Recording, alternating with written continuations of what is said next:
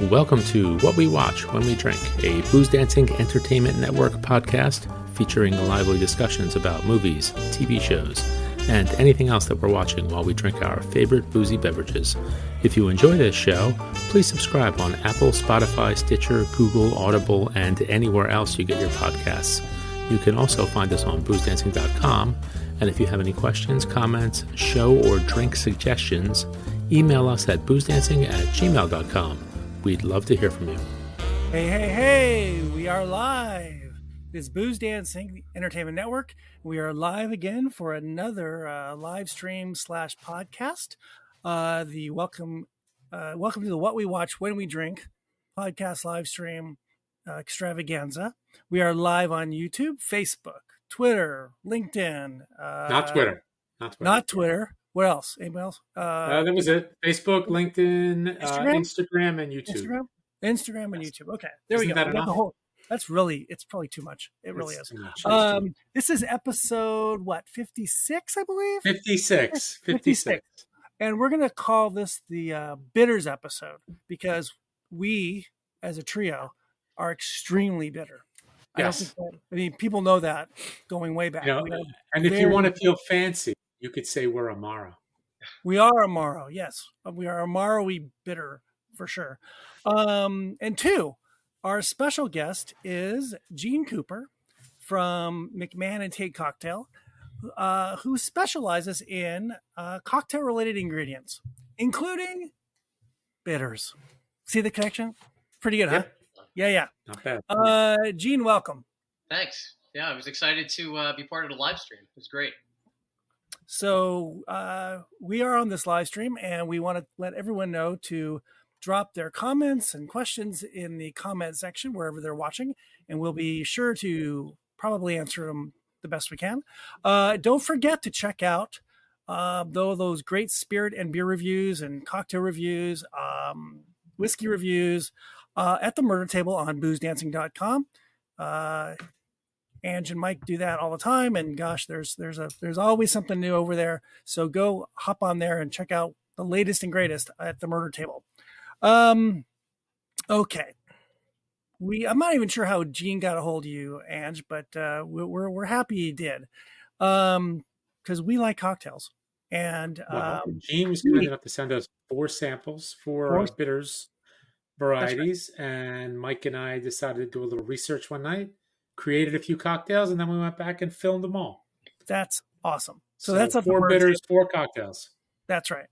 So Gene, let's start. We'll start at the beginning. How did you get into this crazy little business of making cocktail ingredients? What's your background? Well, I'm going to go back in time a little bit. So I grew up in the 60s, and I spent a lot of time watching TV. And one of my favorite shows happened to be Bewitched. It was a 30-minute, half-hour sitcom on ABC. I hear the sound. I hear the theme song right now. Most people our age do. The other people no idea what you're talking about. And the premise of the show was a married couple with Samantha Stevens and her husband Darren. And Samantha always got into trouble by casting spells and making potions. And I wasn't really interested in that part. I was interested in what Darren did for a living. He worked for an advertising agency. And I thought that was pretty cool. It's like, wow, you can create these little stories and sell stuff. And that stuck in my head to a point where I got out of college. I spent the last 35 years working in advertising.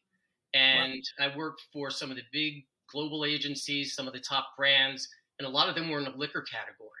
And that's how I got kind of turned on to cocktails and, the different ingredients and spirits. But that's not where my real interest in making cocktails came to be. So when I was in high school, I'm sure everybody's seen the movie The Godfather. And Absolutely. Remember the wedding scene. Don Corleone, his 2 granddaughters were, the actors were about 8 years old. And the actors' names were Teresa and it was Virginia Buffummo. Well, their father, Andy, owned a half of the Thunderbird Hotel in South Manahawkin, New Jersey. My best friend in high school's dad owned the other half. So for 4 summers during high school, my friend and I, we were pool boys at the hotel. And we learned about cocktails by hanging out at the tiki bar. And it wasn't so much that we were drinking. We were helping the bartenders close the bar, open it up. We were bar backs. We were doing inventory for them and flirting with, the housekeeping staff, in between. And the last summer, my friend... Isn't that an HR violation? No. There was no HR then. I'm sure it wasn't a thing. And the last summer, my friend's dad said, well, we sold the property. Everything needs to go. So take whatever you want. He gave us the key to the liquor room. And my friend and I left our house in Jersey, going down to the shore at 5 o'clock in the morning, loaded up my mom's Toyota station wagon with not just boxes of liquor, but we had bar stools and blenders and barware. Wow. It was crazy. And then the week later, the two of us are off to college. So what did we do? I don't know about Mike, but I set up a bar in my dorm room. And we were the most popular dorm room for the first 8 semesters. And that's where I learned how to bartend. And that's how I learned about all the ingredients and really what works and what doesn't work. So that was kind of like my whole interest, in the last, 20, 30 years. COVID hits, I start making syrups and I start making bitters and shrubs. And my friends say, why don't you start your own business? Well, I ran my own ad agency for about 12 years. So I had that entrepreneurial bug. And I decided to, give it another shot, and no pun intended. And I got the formulas dialed in. I got them approved by the TTB. So our bitters are actually classified as a food extract. So we could sell them, in the supermarket if we get to that point. We launched the brand this past July, and the name of the company is McMann and Tate. And that was the name of the ad agency that Darren Stevens worked for. So I'd like to say everything came full circle for me. It's been kind of an interesting trip when I start to look back at my personal resume. That's awesome. We've had a lot of guests on this show. We've had many guests, right, guys? That might be the best backstory we've ever heard. That is so freaking great. That is from 1970s TV or late 60s TV to today. That's incredible. That's great. So you're out of the ad business. You're done with it. No, I'm actually in corporate marketing, consumer marketing. I work for one of the big telecommunication companies. So if you can hear me now, you can figure it out. So this is a side project that's getting bigger than you thought it might get big? It actually is. And the one thing I learned having run my ad agency was that you need to be able to pivot quickly. And again, we launched the brand in July. I've already made a couple of pivots. So flexible, and I think you really need to be. So I learned a lot. I think like running your own business, it's like having your MBA. You just learn what to do on the fly. So it's growing. I like to say it's you're filling up the swimming pool with a cup. So I'm making progress, but it's going to take a while. But that's okay. That's okay. I'm really enjoying the people I'm meeting, new relationships, and I love what I'm doing. So it's cool as a side gig for the moment. Okay, so let's get into some details here. So are you making the bitters, producing the products? Yep. At home? No. How are you doing it? Well, because we actually know some people that were doing some stuff at home. Yeah. I'm thinking of Geyser Spirits up in Northern California. Yep. Before they got large enough, they were working in their kitchen. Yeah, so where are you in that? I do everything by the book. I'm really linear, and from past experience, you really need to follow, especially when you're dealing with alcohol, even though it's a food product. We have there's 3 of us in total. We have someone who handles all our graphic design, and we have someone who manages our really going to call it food production, because that's what it is. We have a commercial kitchen in Union City, New Jersey, so we rent out the space, and everything is made there. And then everything has to be bottled there. So the only thing we end up bringing back to the house is, completely done bottles that are sealed, and then we just label them. Because we have, our business license, and we have food safety certificates. Everything is really done by the book, because I know from past experience, which is why it takes a little bit longer to, get, stuff to market. Yeah. So coming up with flavors and ideas of products to sell, where is that? Just you've seen similar products before like this. Obviously, some of these bitters there's a lot of bitters out there in the marketplace. Yeah. How did you come up with the choices that you chose? You have quite a few on your website and some other things as well. So where did the research come from? Yeah, it's a really good question. Did a lot of research, did a couple focus groups among friends, even on Reddit. We're part of that group. And we asked, if you had to stock your bar with 5 flavors, what would they be? Not brands. What flavors would they be? And we ended up with from aromatic to cherry to citrus, really the basic flavors that work well with every base spirit. Because I know the consumption rate of a bottle of bitters, it could last you 3, 5, 6 years. So I know it's not going to be many repeat purchases on the same flavor. So that's why we went wide with the product line. And again, we want to make sure they can be used with all base spirits, classic cocktails, as well as modern cocktails that you can really use with a wide range. I mean, there's a lot of great brands out there, and some of the flavors are so, like pork barbecue, which is great, but how many times are you going to use it, and how many cocktails would it apply to? So that was our thought process, to go wide, with the line. Okay. We've talked a little bit about flavor. Why don't we talk about drinking? Because that's what we do best.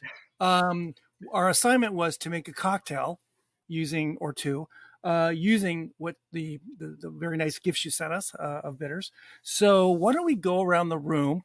We'll start with Mike and see what you came up with, either from Gene's website or your own brain, and how you did it.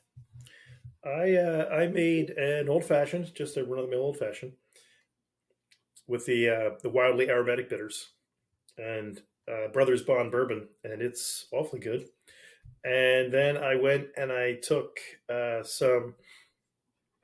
I was trying to figure out what to do with the coffee bitters. So hold on. Wait, Mike. Let's stay with one. We'll come back to the second one. You jumped ahead, man. You're jumping ahead. I didn't know. You said, what did I do? I was telling you what I did. I said one. I said one, okay. But there are two. Ange, what'd you do? Well, I was going to do one of the cocktails from the site, and I thought I had some Campari, and I don't, so I couldn't make it. So I went back to the old Linus and Lucy from our dear friend Andre's book, the Booze and Vinyl Christmas, but I kicked it up a little bit. So I used the Hein Rare Cognac, 1 ounce. I used an ounce of the Lazzaroni Amaretto, but instead of coffee, I used the Char and Stave Classic Coffee Liqueur that Mike and I reviewed a couple weeks ago, which I really liked, and then 5 drops of morning coffee bitters. Well, there you go. So very nice. Gene, did you make a cocktail as well, or? I did, and of course I had to go with the retro, glassware. Nice. I love it. Stay on brand. Love it. And in staying with, I guess, a nod to Steve Buscemi in the movie we're going to talk about, the lead character Tommy, I made the Charming Man. So that's one of the recipes on our site. It's mezcal. It's Amaro. It's a Sfumato Amaro, which is more leans towards the bitter side. And then sherry. I had to think and I ended up using a Lustau sherry. So it's a little bit, good for the fall. It's got some dark notes to it, which is not too bad. Nice. Great. Sounds delicious. I too made an old fashioned, but I made a rum old fashioned with Single Cask Nation's 12-year-old Angostura rum from Trinidad. I also used the wildly aromatic bitters, and I used maple syrup for my sweetness, and it's really delightful. I didn't know how much. I have a question for you. So when we see recipes about a couple of dashes of we're used to like the Angostura bitters dash. What is a dash when you're using a dropper? Yeah, another really great question. I think I have it on our FAQs on our site too. A dash would be half of that dropper bottle, half of the dropper, the glass pipette. So 1 dash would be half of that. And I think it equates to like 10 drops would be a dash. Oh, okay. Got it. Interesting. That's good. So a dash is an actual measurement? Yeah. People have actually gone and measured it, and I forget what the actual mathematic equation is to it, but they say 10 drops is a dash, and if you use half of the dropper bottle, the pipette, it should be 10 drops worth. I probably could have used a little bit more then because I wasn't sure. So very good though. I enjoy this. So first, what we always start off with is a little cheers to everybody. Cheers. Yeah. Thanks for coming in. Cheers. And we're gonna enjoy our cocktails. So we'll take a pause here on the company and Gene, and we'll mention what we're going to talk about movie wise. I'm not sure who came up with the movie. Was that Gene? I think I was just throwing out anything that like takes place in a bar. So I was kind of curious about this one. Mike has already been a little salty this afternoon. We'll get a into salty it. guy. He Salty is a and salty bitter. guy. Uh-huh. So the movie, I can't remember what year, 1996, I believe. Yes. 1996. Trees Lounge. And Ange, what you probably have a little The fact bio sheet. on it, a little I got sheet the on fact it. sheet. Yep, Trees Lounge. Release date October 11th, 1996. Budget $1.3 million. Let's see. Opening weekend, a whopping $39.8 thousand. And Wow. the gross box office, $749,700. The ratings, IMDb, 7.1 out of 10. Rotten Tomatoes, 81%. And this is directed and written by Steve Buscemi. And the tagline, well, the official tagline, a story about one man's search, ... for who knows what. And then a user on IMDb gave a little bit of a more expanded synopsis. Things aren't going so well for Tommy Basilio. He lost his job because he borrowed money from the register. His girlfriend left him for his boss and is now pregnant. And he can't find work because of the incident.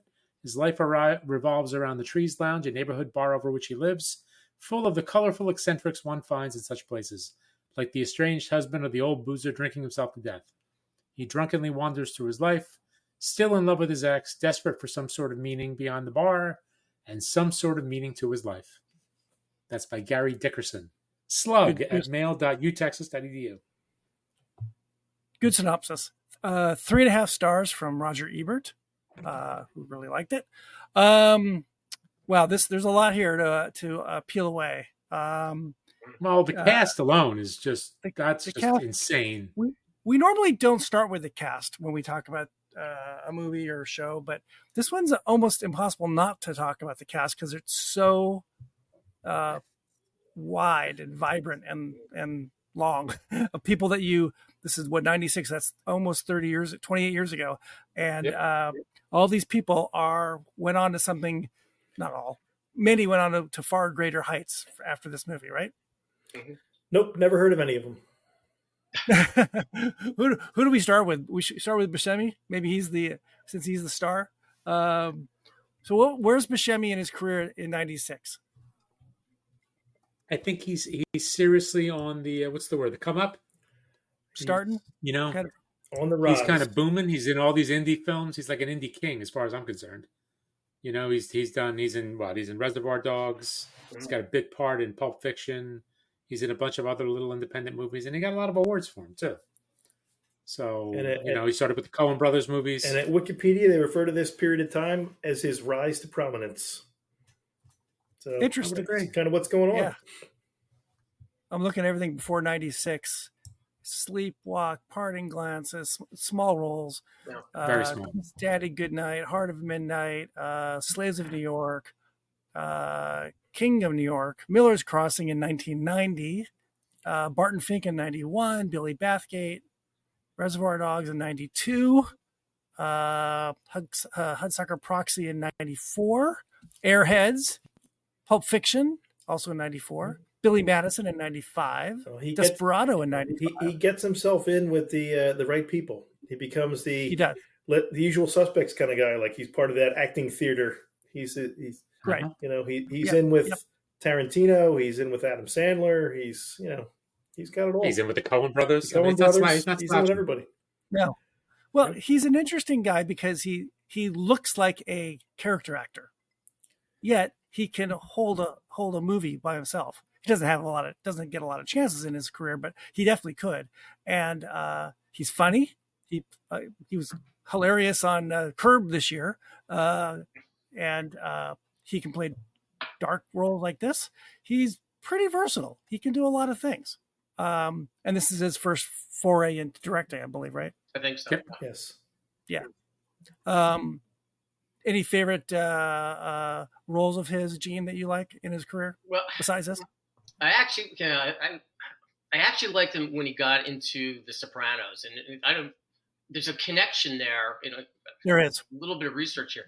So David Chase had seen the movie, And Right. he connected with the casting director for this film. And if you take a look at the cast in this, even the secondary and tertiary players, a handful of them ended up in The Sopranos. Yep. And also, there was a little bit, one of the other characters, it was a 17-year-old Denise that Tommy quasi dates. They said that character was almost the basis for Meadow for The Sopranos. Wow. Yeah, so there's some connections there that came after the movie was out because of David Chase working with the casting directors. But I like Buscemi in The Sopranos. Also, when he was Boardwalk Empire. I don't know if you'd seen that. Yep. I did. Mike can't get past it. Mike can't get past really? this episode. Loved it. Yeah, I thought that Buscemi's nude scene scarred him for life. First episode, man. Lead with what you want to see, not what you don't. that's a good point. I forgot about that. I may have wiped it out of my memory. That's funny. Boardwalk Empire should be retitled as Buscemi's ass. It's just. Well, and for me, he was on that one stretch where, even if it was like a mediocre movie, like Con Air, Armageddon, he saved the day in a couple movies. He was great in both of those movies. He is. Yep. He's tremendous. Yeah. Don't forget Fargo. I mean, he is classic. He's great in Fargo. Yeah. Until he winds up in the chipper. Well, no good deed. Has anyone seen the Sopranos doc series, whatever it is, on no, I haven't seen on that. Max? No. I saw the first episode, and I didn't know this Trees Lounge connection when I saw the first episode, but it didn't come up. I'm wondering if keep watching it because Chase is in. It's basically a Chase documentary. Yeah. About him. It's about him. Yeah, he doesn't really want it to be about him, but apparently it's about him a lot. Yeah, and I think the connection with Trees Lounge, I think it was just so subtle. Like you don't really talk about, I connected with the casting director, and that's why because the characters he got, Buscemi came on Sopranos later on in this, seasons later. But Artie Bucco, he's in Trees Lounge, and so there's some of these secondary and Christopher, Carmela's mother. Well, Michael Coriola was it? Yeah. The girlfriend is Elizabeth Bracco, and Lorraine Bracco is Melfi. Is it her sister? Yeah, it's her sister. Yeah. Okay, And, I was wondering about that. And even Daniel Baldwin was in it. He played Sally Boy on this. That's right. Oh yeah. Is he the crazy Baldwin? Well, we got Chloe, of course, who is at the time. Do we know how old she is in this movie? In the movie, the character was 17. I don't know what her age was. She's 23, I think. That's what she said. 23.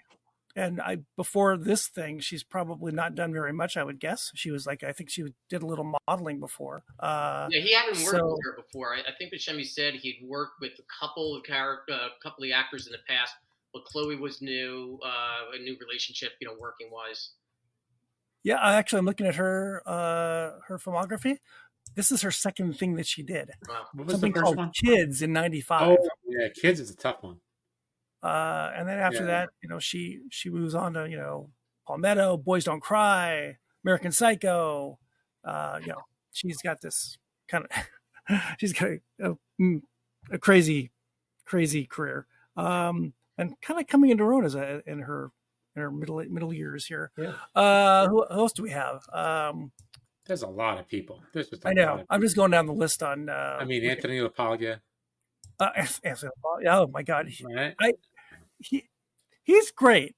I don't think he's ever had the big career that maybe people thought he was going to have. He's Australian, right? Yeah. Isn't that weird? Yeah, because he's good. I mean, I would never guess. No, yeah, he's and I think he's married to someone famous, isn't he? Maybe not. I have no idea. Probably, aren't they all? It's Hollywood. Elizabeth Bracco, Carol Kane. Yeah, right. Who is 72 now. That's incredible. Really? She's LaPaglia. She's almost LaPaglia is 65. I mean, none of these people are young.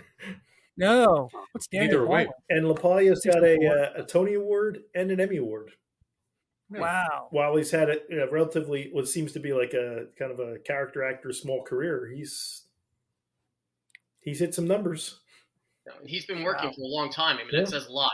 Yep. Mimi Rogers. Right. Yeah, I was surprised to see her. I didn't realize she was in it. Yeah. The first Mrs. Tom Cruise. Yeah, Debbie Mazur. Yep. Boy, who else? Well, there's a lot of connections to Goodfellas too. Yeah.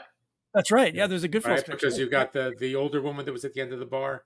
Was she Carmela's wife? She's Carmela's mother. Carmela's mom. Carmela's mom. Mother. Right. Well, she was Lorraine Bracco's mom in Goodfellas. And then you've got Debbie Mazar was in it also, and Michael Imperioli, and who's the other guy? Samuel L. Jackson. Samuel Jackson. That's crazy. I can't think of his name now. Oh, Michael Corrigan. Kevin Corrigan. Kevin Corrigan's in it too, because he was Ray Liotta's brother, right? In a wheelchair. Yeah, I think you're right. I'm stirring. He keeps telling them to stir the sauce at the end. I think you're right. It is a fairly. It's really crazy. I mean, and they're at that time most of these people are not big, and somehow they all are looking for jobs, right? And this is their first gig, and it turns out to be and they all become fairly ish famous, right? Gene, did you see? Did you watch The Wire? I did. D'Angelo Barksdale. He was with that guy. He was with Sam Jackson. He's not quite. Right. Is he 21? Is he 21? He's 22. I don't know. He's 20. He might be 21. I'm saying in the movie. Are you 21? He's 22. Where's your ID? I don't. So apparently there actually is a Trees Lounge. Yes, well there was anyway. Yeah. I think it's not there anymore. It was in like Queens or in. I think it was Staten Island. I don't think it's there anymore. Or Long Island. I think it was supposed to take place in Valley Stream in Long Island. Right. Well, they shot a lot in Valley Stream. Yeah. I think the shooting locations were Queens and Long Island. Yeah. So wherever they were in Queens, and I guess that Valley Stream in Long Island. So let's talk a little bit about the story itself. Angie gave us a pretty good synopsis of it. Thoughts on the story, thoughts on where the characters are and where they go. Anyone have any? Mike, you don't have a love for it as a movie, but as the story, story itself. It was very well acted, and stylistically, it was very nice. But the story itself, good God, you want to just climb the bell tower and start shooting people when you're done. That was just terrible. Oh, come on. Well, maybe I saw a little too much of him and me. I'm not really sure. Me and him. Well, no, I mean, I went into it without any expectations, and I thought it was a genuine snapshot of people's lives. But, Mike, to your point, there was no plot. Yeah. It was really just a snapshot of lead character Tommy, and everybody is experiencing the same thing. It's almost being just desperate, but they're all dealing with that desperateness in a different way. And I didn't leave it depressed or happy. I just left it like, I was looking into these people's lives. Just the day drinking, the usual suspects in the bar. You go down and it's the same 4 or 5 people in the bar regulars all day long. Yeah. Don't be judgy, Mike. Don't be judgy. Yeah. What do we do? Judgy. I'm Bill. I'm going to be sitting on the bar stool, motioning for the guy. Keep going. Keep going. Keep going. Keep going. Keep going. Keep going. I said to Ange separately that there's no likable characters. Not like you're not in love with any of these characters. There's no hero per se in this movie. No. Everyone's got issues, and it's slice of life issues. It's like this is any town America. And and you know what though? I think it's any town mid-Atlantic United States too. Like this could be Baltimore, it could be Philly, it could be New York, it could be Boston. Be anywhere. Yes. It could be Newark, it could be whatever.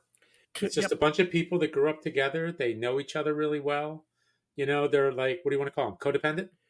They love to hate each other. The only likable, and they love to love each other. They all take care of each other in some weird way, and they're all everyone's kind of family-ish. There's all these weird. There's all this. You couldn't even keep track of all the connections family-wise in the plot.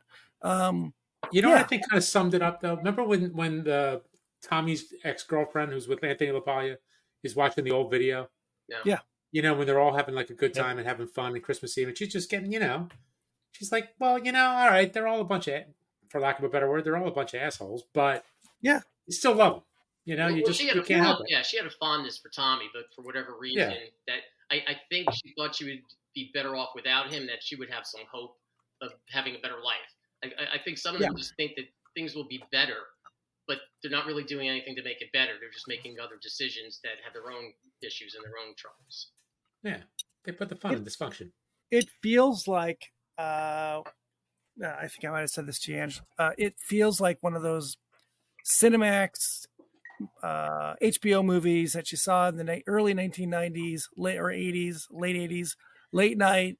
And it felt like, some director who's you never heard of, and then he becomes like Francis Ford Coppola. Yeah. It's like one of his early movies, and he doesn't know what he's doing yet completely. And we didn't flesh out the story so much, but I got a lot of people, and it was cheap to make the movie, and like Mean Streets. I mean, that's just him growing up with all his friends.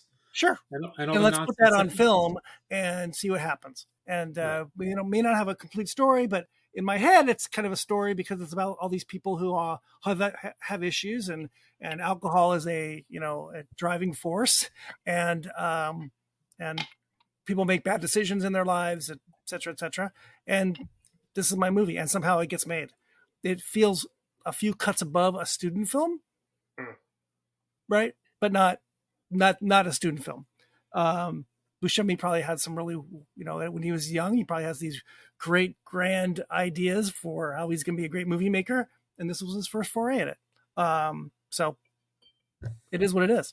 Well, it makes some of us bitter. So back to our bitter story. Just a reminder: this is the Booze Dancing Entertainment Network. This is what we watch when we drink. And we are talking to Gene Cooper from the McMann and Tate Cocktail Company. I love that name. I could rap longingly about Elizabeth Montgomery and company. So let's talk about some of the other items that you have on your list, on your menu of products. Sure. You make bitters, but you make some other things too. Yeah, we also have a line of dried garnishes.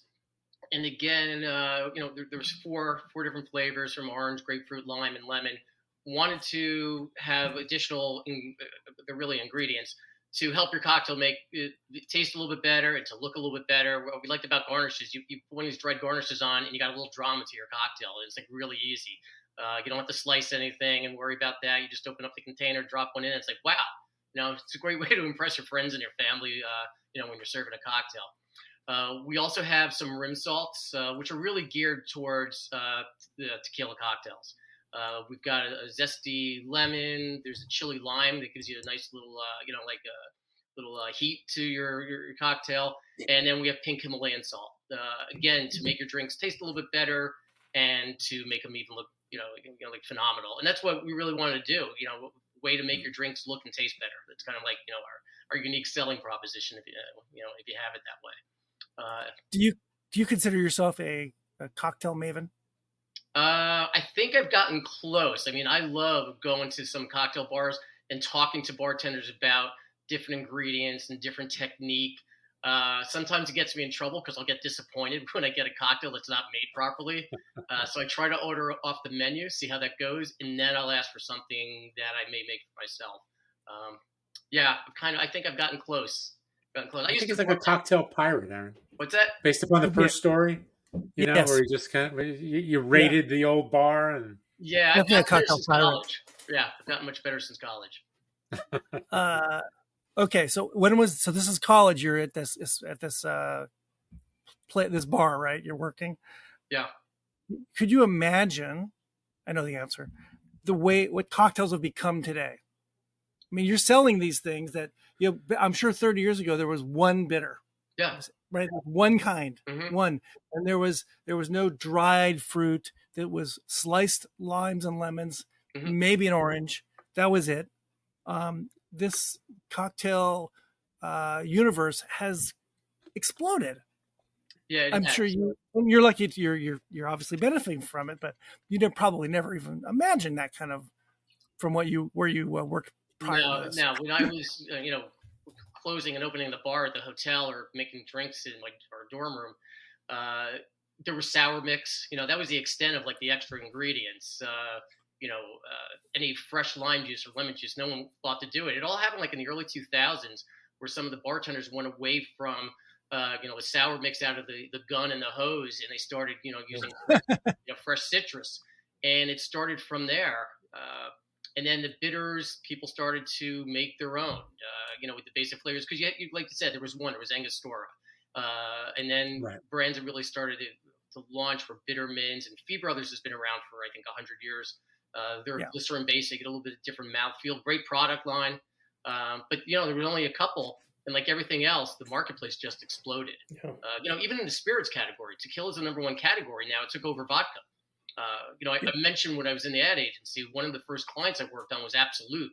And that's when Absolute took over the vodka marketplace with their whole ad campaign.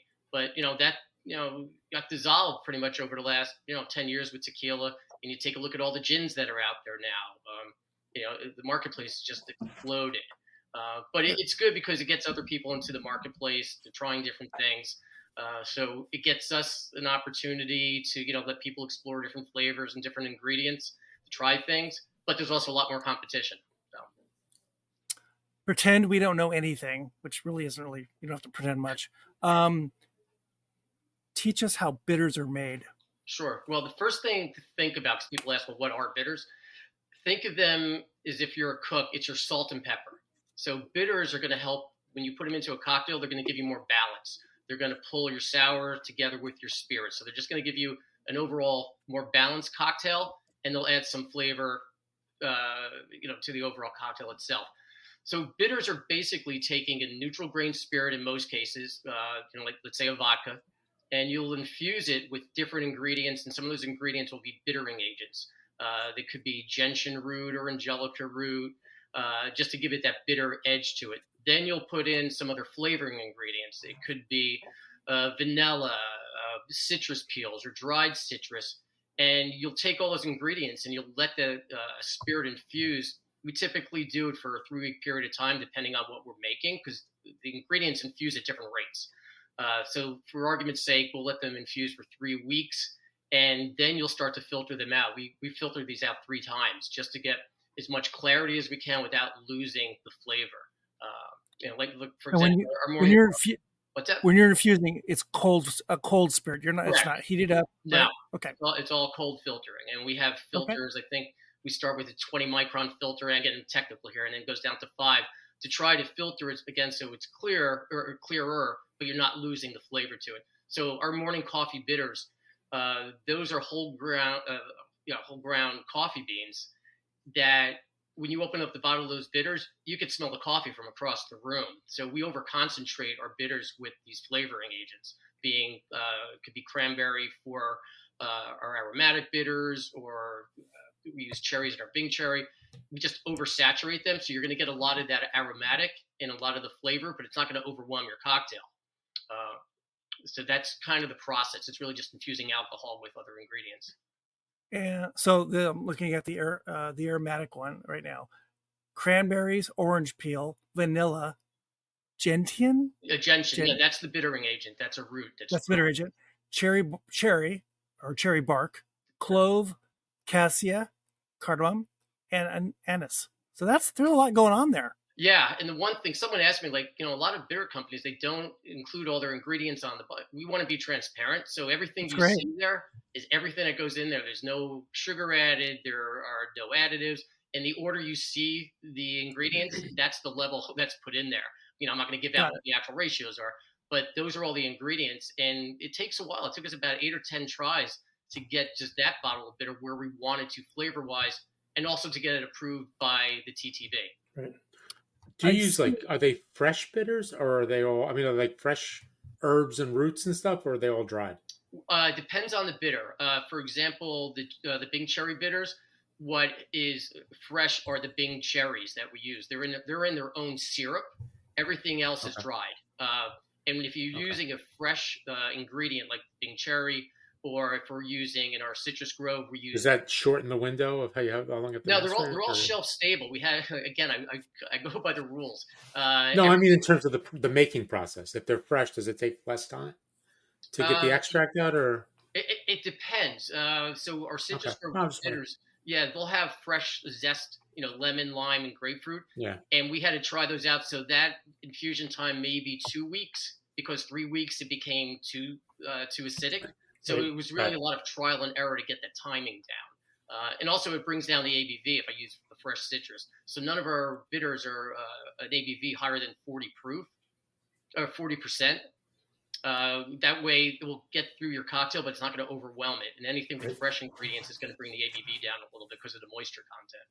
So that actually surprised me that the ABVs are this high. I guess I've never really looked at a bitters bottle before to see what the ABVs are. I'm a little surprised the ABVs are this high. Some are higher. Wow. I want to say maybe Bittermans, or I've seen some that are like 60 ABV. Ooh. Wow. Yeah. Really? It can get a little overwhelming.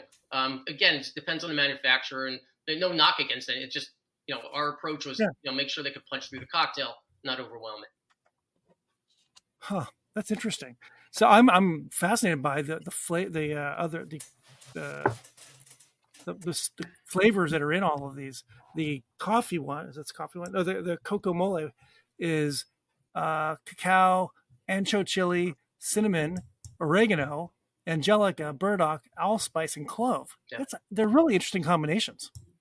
How much experimenting did you have to do to come up with these? I think on average it took us about 8 or 9 tries to get what we wanted, and then we had to get them approved. So it was a lot of trial and error. And the way that we started it, we made tinctures, and tinctures are basically a 1-ingredient infusion. So we'd make all the tinctures for each one of those ingredients, and then we'd start to blend it.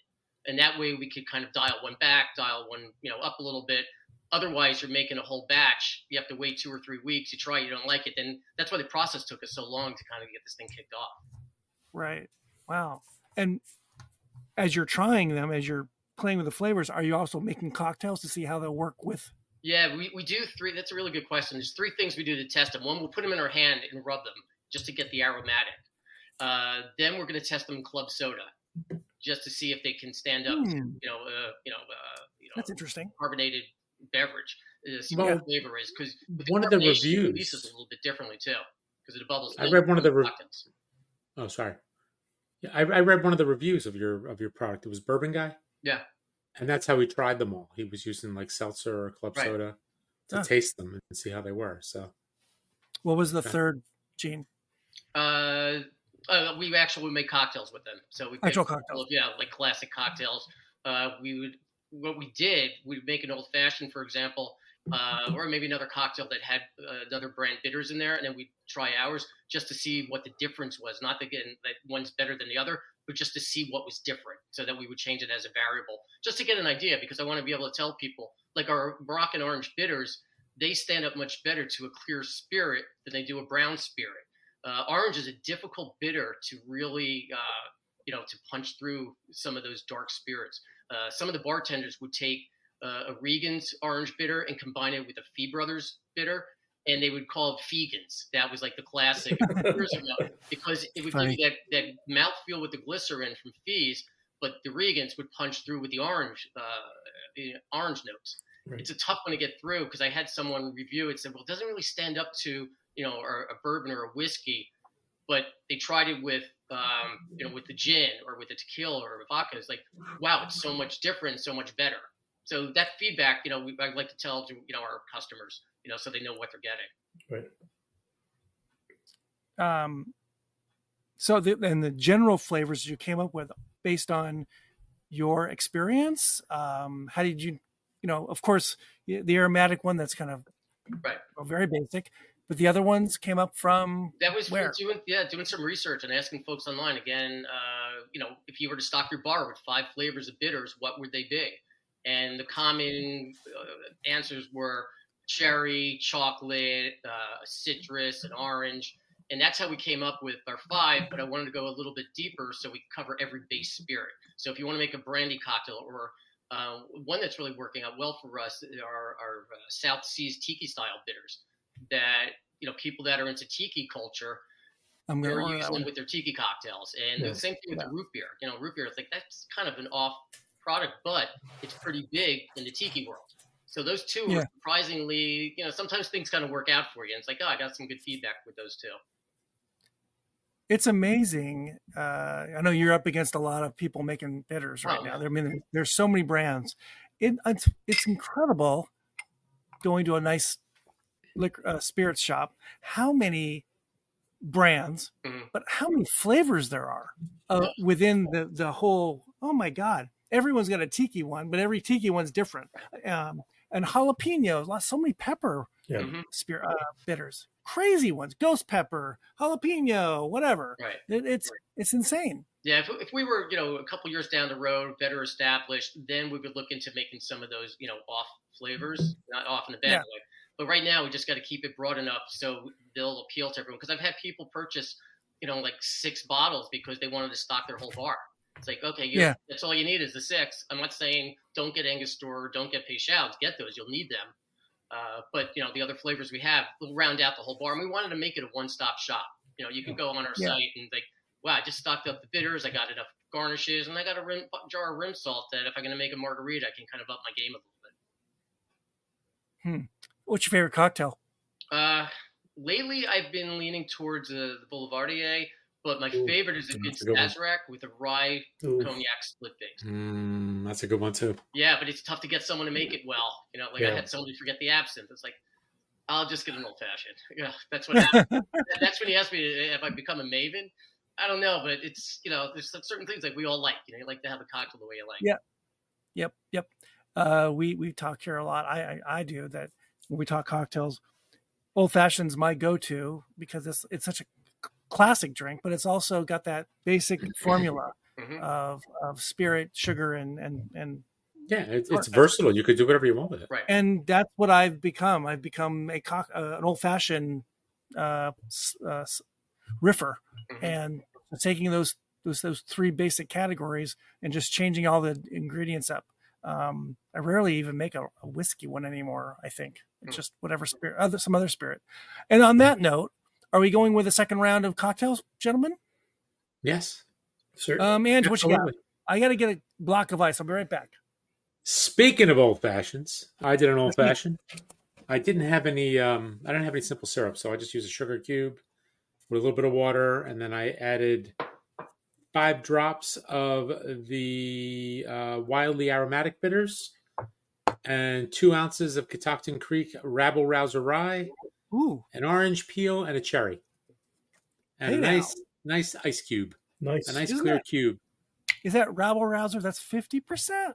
Yes, it's a bottle and bond. Yeah. Oh, that's right. It's a bottom one. Okay. Mike? So I wanted to use the morning coffee. So I was trying to figure out what I could do with that. So I have a little bottle of Jack Daniel's Tennessee Tasters Oatmeal Stout Barreled Aged Bourbon. So I thought, oatmeal stout, coffee, that kind of goes. Then I was looking for something to throw in there, and I had from Art and the Age some fig cordial as my Amaro-esque sort of thing.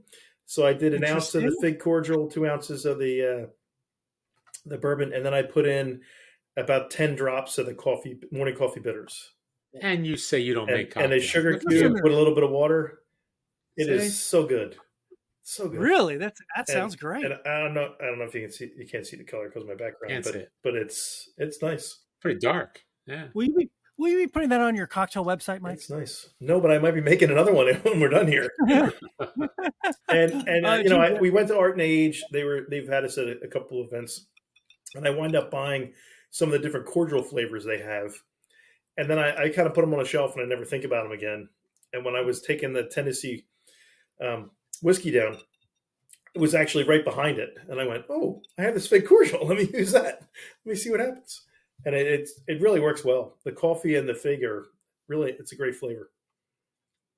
Gene, do you have a second drink? I do. What I ended up doing, I did a Buffalo Trace Old Fashioned, and I did a dash of the Bing Cherry Bitters and a dash of the Moroccan Orange. Oh, nice. So, yeah, it's interesting. And this came from one of the reviews that we had. And it's from Mike's Hard Review. Great guy. Doing some really nice work. And he had split the bitters, and he said it just changed the whole complexity of the drink. And so I gave it a try. It's like, wow, you're right. There's some things we try to test, and the next thing you know, it's like someone came up with another idea. It's like, wow, it's pretty good. So that's what I opted for. That's great. As the guys know, I am been on a mezcal kick for a while now. And so I've got Fidencio Mezcal single cask from our friends at Single Cast Nation. Coco Mole bitters. Coco And- mole. Coco Mole. And a friend of ours, mine and my wife's, is an engineer, aerospace engineer, but he's also got a side gig, and he's trying to make syrups. And he just brought us over a bottle of his orgeat. And so I have a orgeat as my Nice. sugar base in this, and got a nice almond flavor to it. So that's my little cocktail. It's basically an old fashioned. Yeah. So cheers all. I'm curious about this mole. I think you just keep making old fashions and calling them something else. I do. I'm slowly catching on. It's just like Oh, that's really oh, that's interesting. I actually added a little bit more of the mole The mole. bitters as I was putting the ice in here, and it has a really interesting kick to it. Yeah. It's not super spicy, but it's got a little bit of a bite to it. I really like it. Just enough. A little tingle. Just enough. Yeah, the for me. Encho chili, it's not a super spicy chili, but it just gives it enough. And the cacao nibs that are in there, that's one of the bittering agents. You think about chocolate, it's just a very, very bitter chocolate. And yeah, it will give you like a little kick. And I think also the oregano, we found that's kind of interesting too. It depends on what you're mixing it with. Yeah. It's interesting. It's like sitting around your coffee or your kitchen table and just playing with all these flavors. It must be a little mind-boggling and fun, and as well. Yeah, it is. Yeah. My back room where I'm sitting, it's pretty much an apothecary. I've got my wife came in there and she's just looking for like the eye of Newt and no. Oh, Who that's takes really notes? funny. Do you have a note taker? Is there an official note taker? You've got to really be documenting You this. keep a stuff. spreadsheet, I would assume. Everything's done in Excel. You got it. Yeah. Right? What are you going to do? Yeah, because I have everything between all the levels of ingredients and also what the yield is. So another thing, and you're talking about a little technical, when you filter it out, depends on what you're using. For example, the Bing Cherry Bitters, because I'm using so much, fresh, cherry, you end up losing a lot. So I may lose 50% of what I started with. Wow. So I had, it depends on what, like the coffee, not so much, but it depends on what you're filtering out. And you have to, from a business perspective, I look at the cost per ounce for everything, Sure. What our margins are, and that dictates sometimes a little bit of level of ingredients. I may kick, down the level of vanilla because it's so expensive, or cardamom. Just being, realistic from a business perspective, looking at all Sure. the numbers. But. So what's a batch? How much is in a batch? So we make small Gallons? batches. Our small batches are 5 gallons. 5 gallons. Yeah. Okay. That's interesting. Huh. And what's that yield you? How many bottles? About 200. 200. Yeah. Okay. Wow. Yeah. It's interesting. 128, 6, carry the one. Yeah. What are they, 3-ounce bottles? 2. 2? Oh, yeah, that's about right. Yeah, Yeah. Makes sense. So who's buying? You sell online, of course. Right. Are these getting into retail shops, or are you only online? Well, I mentioned earlier about pivoting. So without a marketing budget per se, our original plan, you put everything on paper and see if it plays out, was to go directly to consumer. So we've got a handful of sales. We're trying to build up our social media following. It takes time. Then I started reaching out to some of the online cocktail ingredient stores, and we've got a couple of partners that we're working with now. And what's interesting, that with the non-alcoholic category taking off, I'm getting traction with our garnishes and our rim salts for the non-alcoholic supplier or retailers that are carrying non-alcoholic tequila and other, Interesting. Sure. You're selling those as, hey, if you're going to buy, NA tequila, here's some rim salt that will really, up your cocktail game. So that's a little niche that I didn't even think about until we started doing this. I just started conversations with some distributors in the South. I've got one in Louisiana that we're looking. So I was thinking, year 2 and a half, but market changes or dictates what you need to do. So now we're looking to work with distributors. So we'll see how it goes. So talk about the salts for a minute, because that's a really interesting.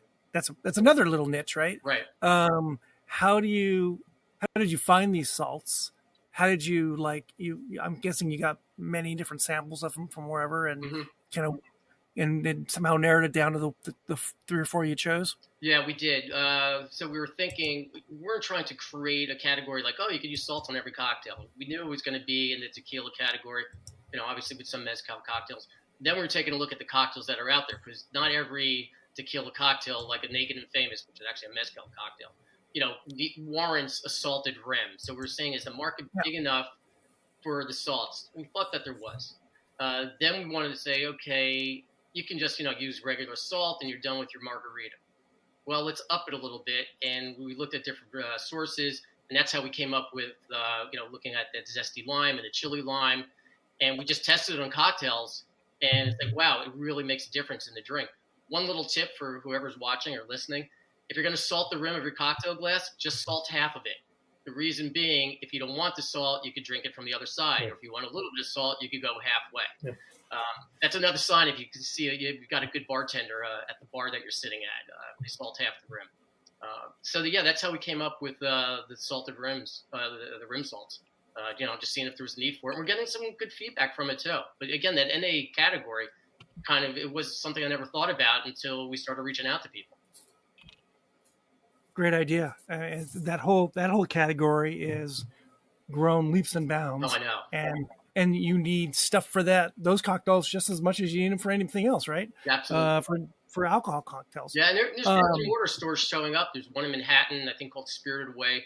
Great retailer, and it's all NA product. Yeah. Something I wouldn't have expected, like 3 years ago. It's like, I could maybe they'll sell it online, but you take a look in, like their total wines, and now that section is just growing.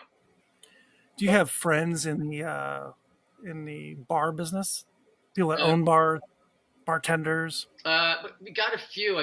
When I had my agency, one of our clients was William Grant, and we used to work with the distributors Fedway and Allied. So I've got more connections on the distributor side, but from a marketing perspective, the marketing part I think I've got down.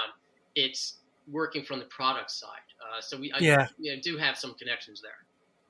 Yeah, it'd be interesting. So I guess my question was going to lead to, do you have any bartenders been using this, or not just home cocktail makers, but professional bartenders? Yeah, we have a couple that we've been sending samples out to and getting it in their hand. The one thing I realized, some of the bars that move, a lot of clientele through the bar fast, the dropper bottles may be an issue, so we may have to go to, the smoothie bottle, just something that's faster. Yeah.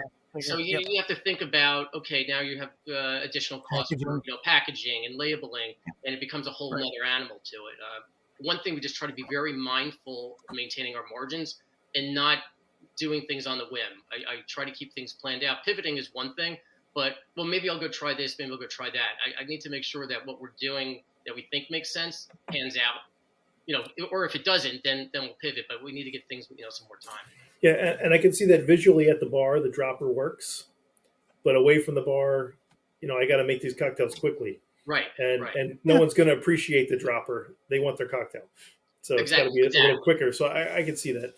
Yeah. You'd mentioned before about different flavors and profiles and things. Are you looking at rim sugars next? Ooh. To see root beer flavors or chocolate flavors or a harvest flavor for the falls or I thought about that, but I guess it's more of a personal thing. I don't tend to lean towards those cocktails that are rimmed with sugar. Right. So right now I'm going to stick with the cocktails that I could see myself ordering or could see myself making for friends and family. Right. And once we pick up traction, then maybe that's something I would take a look at. Ideally, I would love to do shrubs. I think that's an interesting place. But now you're talking about a bottled beverage. So that's completely different than what we're doing in the world. Yeah. Right. Yeah. The one thing at this time of year, there's a lot of beers that they actually rim the glasses for. Yeah. For pumpkin beers and seasonal beers and things like that, they'll actually rim the glass. And it's always some sort of savory or sweet flavor as opposed to a salt. So I just didn't know if that was something you were looking towar's. Yeah, it's something down the road. Again, down the road. You can't. You got to get up and running before you can't make everything all at once, right? Right, and this is such a niche category as it is. Yeah. I don't know if you're familiar with Southern Teague. He's in the hospitality industry, and he has a bar. He has a handful of bars. One is called Amore Amargo in Brooklyn, and he is like the king of bitters. I've had some conversations with him, and I remember on a podcast he once said, "Why would you go into a business where you're selling your product dash by dash. And it sticks in my head. It's like, it doesn't sound by the gallon. Maybe you're right. Yeah, but we're pretty niche as it is right now. But again, we'll see how it goes. It's early. It's only been a couple of months, and so far so good. That's great. You would not see any of these products, none of these products, in the Trees Lounge. No. Not at all. This is not that kind of bar. Not when they're just calling up shots of wild turkey. No. If somebody could find the ancient bottle of Angostura bitters, you might be able to get an old fashioned. Maybe you probably just maybe get a little bit of a sugar pack and some whatever the bottom barrel bourbon is that they've got there. Pretend there's bitters in there, right? Any last thoughts on the movie from anybody? I have Mike. Mike. Yeah, you love this. First go around, I think Buscemi has he set the tone. He did. He set the tone. The tone of the movie is just sad, but it's kept through the whole movie. And stylistically, like I said, it's a very picturesque, slice of life. This is basically the 90s, I guess, in their neighborhood. This is what it looked like. And, it's an Americana kind of thing. Like, it could be in any town. It could be anywhere. It's not specifically to, New York or Philly or LA or somewhere. It could be anywhere. And I think the acting in it is tremendous. The woman that plays Carmela's mother, her name is Suzanne Shepard. She is tremendous as like the crazy lady at the end of the bar. Mm-hmm. Just, yes. And the guy next to her, his name is Rocket's Red Glare. I'm going to guess he changed his name to Rocket's Red Glare. He plays Stan. And it's got to be the single greatest name for anybody in a movie. He's some sort of... Is that the guy talking about his glasses? Yeah. Is that the guy? Yeah. He's just... I didn't know this about Buscemi, but Buscemi and the guy that plays Mike were stand-up comics together.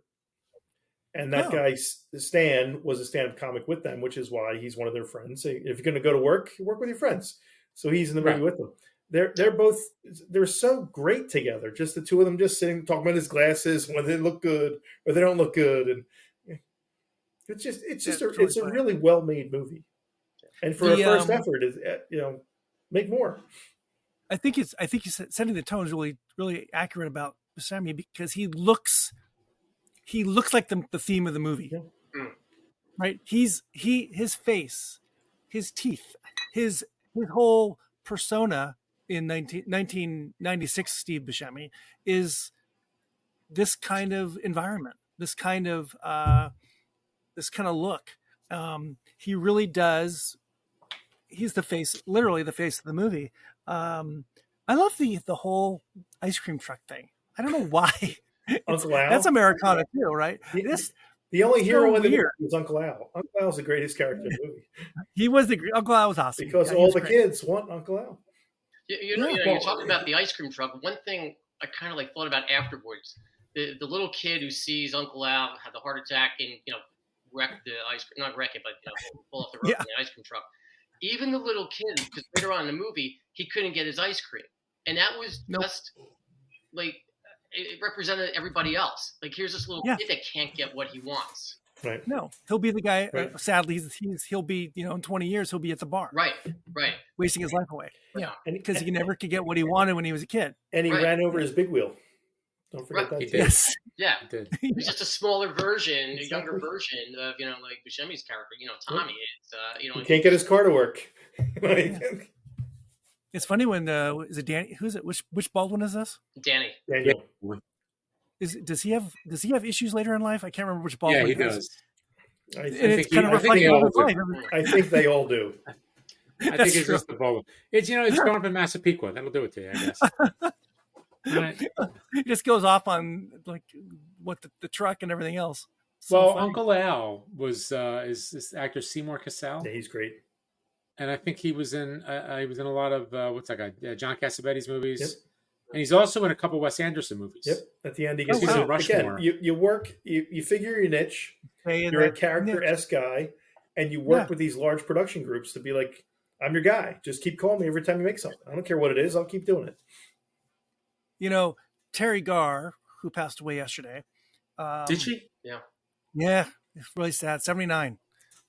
Geez. She got herself in to these little niche groups, right? And was in with all of. She was in. She worked with so many amazing directors. Oh yeah, Coppola, right? Everyone. Scorsese. She's with all these guys. Yeah, Mel totally. Brooks. Mel Brooks. She got herself into this little world, and maybe she wanted to be something else, acting wise. But she hung in there, and she was everywhere with these. She worked with great people, really great people, and that's like these people too. Yeah. You get in like Buscemi, and you're in the universe of Scorsese or the HBO world, and you got a gig for life, pretty much, right? All right, Gene, any last thoughts on the movie? The only last thought I had, and again, I picked up on this doing a little bit of reading. The end of the movie, where Buscemi's just sitting there, when they said that when David Chase had seen that may have had some influence to the last scene of The Sopranos. I don't know. Ooh, Buscemi's sitting there for a good minute or so. I love that. Pondering, or maybe just come to some resolution, like this is what it's about. The other guy was in the hospital, and this is my life, and that's, who knows? You make up your own conclusion what he was thinking. Yeah. And they said that Chase may have taken some of that for the very last scene of The Sopranos. I don't know. That's amazing. That's really good. I love how that kind of comes full circle with him. Yeah, and all these Soprano adjacent and not adjacent folks in the movie. And Buscemi directed, which episode was it? It was Pine Barrens. Right. It was his episode, which they say goes down as one of the best episodes of The Sopranos ever. Yeah. It was really tremendous. He loses his shoe, right? Is that what happens? Yeah. Right? Paulie lost his shoe. Loses his shoe in the snow, right? Yeah. Oh my gosh.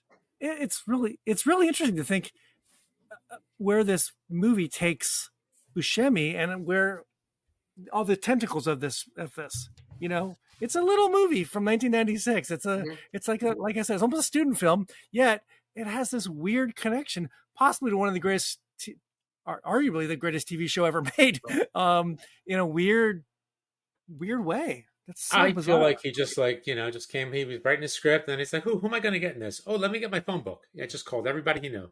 Yeah, and said, "Hey, what are you doing tomorrow?" They shot it in 24 days, and he didn't have a budget, so he was friendly with all those other actors, and he didn't have a budget. They probably did it for nothing. So they just said yes, and that's why he said he knew most of the people, because he needed, not favors, because they weren't big stars back then, but they were they were actors in in a lot of films. So it's just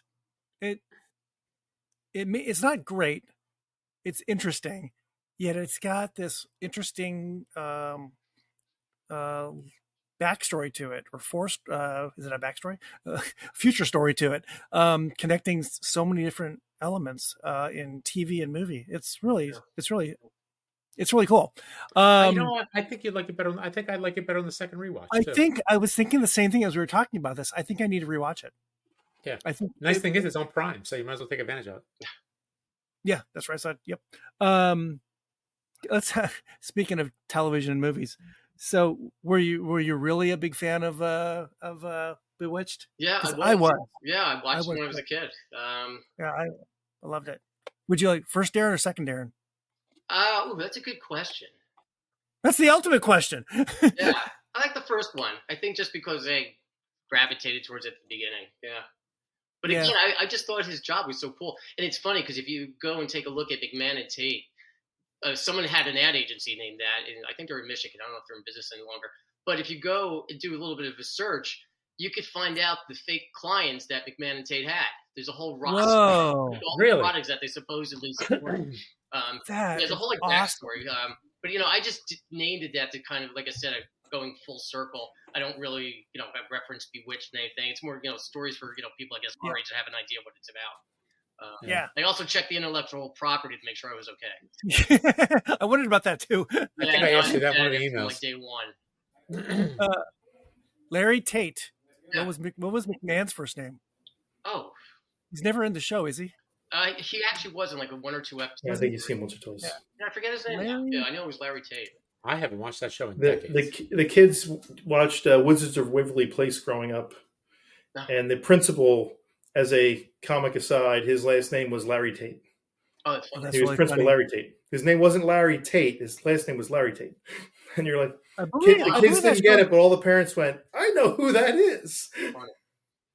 I believe that show's making a comeback. It is. Well, Comeback. yes. It's old With as Selena new. Gomez. She's a executive producer now that she's like Really? she's hot. She's a hot actress right now. So I think she actually is in the couple episodes of it. But she's they're bringing it back because she's so popular. Little baseball update. It is 5-5. Ooh, I It was see it. I five. have it on right now. It's crazy. Yes, crazy.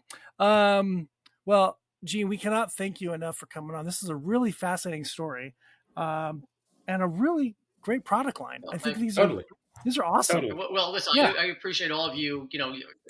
Angela, you accepted my email out of the blue and said, "Hey, can I send you some product? Will you?" There's no out of the blue. You put the email. I respond to It all was my great. emails. No, it was great. You guys were phenomenal. You did the 4 little vignettes, and they were great. And this was fun. It was so much. I was really looking forward to this for a while, so I appreciate it. No, I'm excited about trying the other two. I'm not a coffee person at all. I despise coffee, but I'm interested in trying that and in an old fashioned probably. They're really good. I appreciate it. And I may be buying that tiki cocktail, Yeah. the tiki bitters, because it's hard to find a good one. My wife and I are tiki cocktail folks, Oh, okay. and it's hard to find good ones that really kind of, like you said, balance a cocktail well. And there aren't a lot of good ones out there. Yeah, So I think I'm excited. if I remember, I think it's pretty much cinnamon forward. I think a little cardamom, if I Mm-hmm. remember correctly. But I've got folks, that are again in the tiki culture world, and they've been using them. They said, "Oh, these are, they're pretty good." So Yep, really good. We have been talking to Gene Cooper from McMann and Tate Cocktail Company. We've been running through a couple of his line of bitters, which you can get online at McMannandTate.com. Is it McMann and Tate Cocktail Company.com. Got it. Okay, I'm gonna make it as you can long get as all that possible. stuff on there. A lot of typing. Just save it, then you won't bookmark it. Exactly. And you can get also salts and also dried garnishes. dried garnishes as well. So check Up him your out. cocktail game with McMann with McMann and Tate. Oh, that's good. That's good. There you Big go. teacher. That's good. well, we got the advertising guy. That's right. We gotta, I Run tried out of to tagline. for side hustle experience, and try to use something I learned. Yeah, There you go. I need a side hustle. So exactly. It's a good side hustle. It's a fun side hustle. I Yeah. bet. that's right. So this is going to be out on a podcast probably next week, and you can download it wherever you get your podcasts.